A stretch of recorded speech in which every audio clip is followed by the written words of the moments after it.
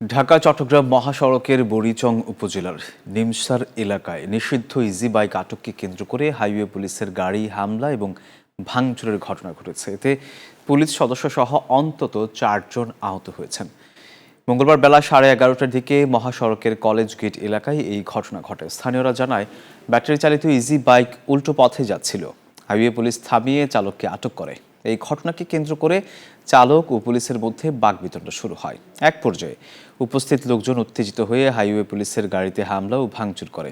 এতে পুলিশের 3 সদস্য সহ 4 জন আহত হন।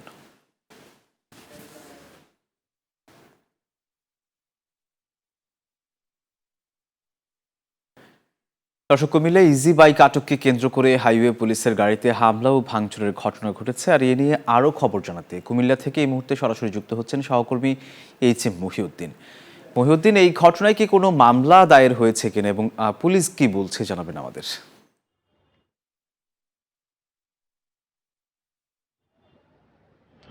ধন্যবাদ সোহাগ। আপনি যেমনটি বলছিলেন যে ঢাকা চট্টগ্রাম মহাসড়কের কুমিল্লা অংশের বিভিন্ন যে মহাসড়কের দুই পাশে সার্ভিস লেন না থাকার কারণে অবাধে চলছে বিভিন্ন ধরনের 3 হুইলার, সিএনজি এবং ব্যাটারি চালিত অটোরিকশা সহ বিভিন্ন ধরনের অনিয়ন্ত্রিত যে গাড়িগুলো, যার কারণে প্রতি সময়ে পড়ে থাকে সড়ক দুর্ঘটনা সহ বিভিন্ন সময়ের সাধারণ মানুষের প্রাণ ঘটে থাকে।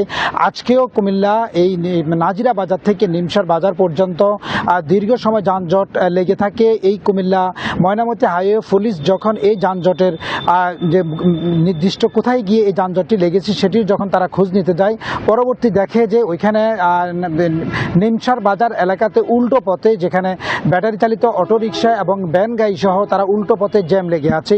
এই বিষয়টি নিয়ে যখন হাইওয়ে পুলিশ তাদেরকে এই বিষয়টি যখন তাদেরকে জানতে চায়, তার ঠিকানা জানতে চায়, তখনই সেখানের যে স্থানীয় যে সিএনজি এবং এই যে মিশুক যারা অটোরিকশা অবৈধ যে যানবাহন রয়েছে তারা তাদের প্রতি চড়াও হয় এবং তাদের প্রতি এটি হামলা চালায়। ওই সময়ের মধ্যে হাইওয়ে পুলিশে তাদেরকে আত্মরক্ষার জন্য সরিয়ে গেলে তার যে গাড়িটি রয়েছে সেই গাড়িটির উপরে হামলা চালায়। আমি যদি একটু দেখাই, এই মুহূর্তে কুমিল্লা ময়নামতি যে হাইওয়ে ক্রসিংয়ের যে গাড়িটি রয়েছে, যারা এই গাড়িটিতে করে তারা ডিউটি করে রাত দিন, সেই গাড়িটিকে এই সিএনজি এবং মিশুক সহ যে সাধারণ যে এখানের সিন্ডিকেটগুলো রয়েছে যারা মহাসড়কে দাবিয়ে বেড়াচ্ছে এবং তাদের কোনো নিয়ম নীতি কিছু না মেনেই তারা এদেরকে বাধাগ্রস্ত তারা মনে করছে।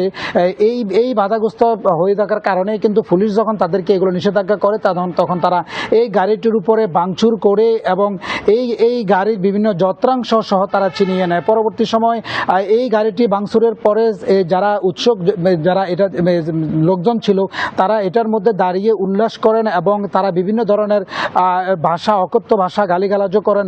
পরবর্তী সময়ে পুলিশ এই ঘটনার পিছনে যে যারা জড়িত ছিল তাদেরকে ভিডিও ফুটেজ দেখে একজনকে আটক করেছেন এবং ইতিপূর্বে কুমিল্লা বুড়িচং উপজেলাতে বুড়িচং থানাতে তাদের নামে আইনগত ব্যবস্থা নিয়ে মামলা দেওয়া হচ্ছে। তো এই ছিল কুমিল্লা মহাসড়কের আজকে পুলিশের এই গাড়ির হামলার সর্বশেষ। চলে যাচ্ছি স্টুডিওতে।